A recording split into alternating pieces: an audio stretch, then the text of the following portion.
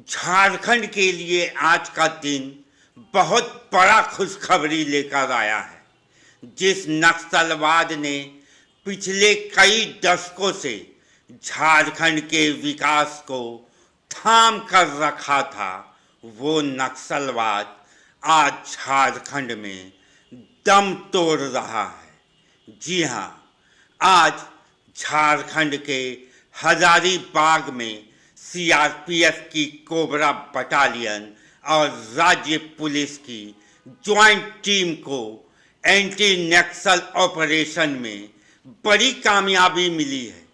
इस अभियान में 1 करोड़ का इनामी कुख्यात नक्सली कमांडर सीसीएम सहदेव सोरेन उर्फ परवेश को ढेर कर दिया गया है। साथ ही 2 अन्य इनामी नक्सलियों रघुनाथ हेब्रेम उर्फ चंचल और बिरसेन गंजू उर्फ राम खिलावन को भी सुरक्षा बलों ने मार गिराया है। राज्य में इन दिनों सुरक्षा बल नक्सलियों पर कहर बनकर टूट रहे हैं। पलामू के इनामी नक्सली को कल ढेर करने के बाद सुरक्षा बलों को हजारीबाग में भी राष्ट्र विरोधी तत्वों के खिलाफ बड़ी कामयाबी मिली है। झारखंड के लातेहार जिले को भाकपा माओवादियों से मुक्त कराने वाले आईपीएस अंजनी अंजन ने एक बार फिर नक्सलियों को बड़ा झटका दिया है। हजारीबाग एसपी अंजनी अंजन ने अपनी स्पेशल टीम और कोबरा बटालियन के साथ मिलकर 1 करोड़ के इनामी दुर्दांत नक्सली सहदेव सोरेन समेत 2 और इनामी नक्सलियों को एनकाउंटर में मार गिराया है। पूरी खबर बताते हैं आपको। पहले देश के गृह मंत्री अमित शाह का ये ट्वीट देखिए, जिसमें उन्होंने लिखा है कि इस ऑपरेशन के बाद उत्तरी झारखंड के बोकारो क्षेत्र से नक्सलवाद पूरी तरह से खत्म हो गया है। जल्द ही पूरा देश नक्सलवाद की समस्या से मुक्त होगा। झारखंड पुलिस ने नक्सलियों के खिलाफ तो कई बड़े ऑपरेशन किए हैं, लेकिन ये पहली बार हुआ है जब 1 करोड़ 35 लाख के इनामी एक साथ एनकाउंटर में मारे गए हैं। हजारीबाग पुलिस ने 1 करोड़ के इनामी सहदेव सोरेन, 25 लाख के इनामी रघुनाथ हेब्रेम और 10 लाख के इनामी वीरसेन गंजू को एक साथ एनकाउंटर में मार गिराया है। तो देखा आपने, अब हमारा बोकारो क्षेत्र और झुमरा पहाड़ नक्सली फ्री हो गया है। अब जाइए बिना रोक टोक झुमरा पहाड़ घूमने। तो चलिए अब आपको बताते हैं कि ये पूरा ऑपरेशन हुआ कैसे, ये खुशखबरी आखिरकार आई कैसे। हजारीबाग एसपी को रविवार रात इनपुट मिली कि 3 बड़े नक्सली हजारीबाग के गोधर थाना क्षेत्र अंतर्गत पंतीतर जंगली क्षेत्र में डेरा डाले हुए हैं। जिस घर में तीनों नक्सलियों ने डेरा डाल रखा था, वह जंगल के आखिरी छोर पर मौजूद था। हजारीबाग एसपी ने आनंद फानन में एक योजना तैयार की, जिसके बाद कोबरा बटालियन को भी अभियान में शामिल किया गया।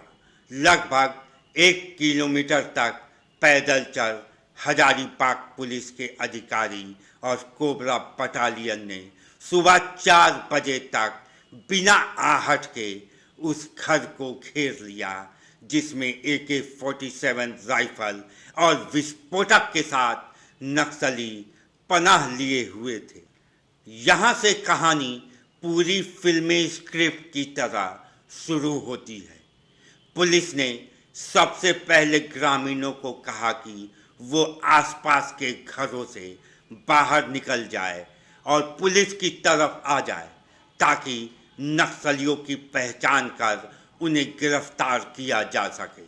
जब नक्सलियों को अपने आप को पुलिस द्वारा घेरे जाने की सूचना मिली, तब उन्होंने ग्रामीणों के बीच छुपकर ही गांव से बाहर निकलने का प्रयास शुरू कर दिया।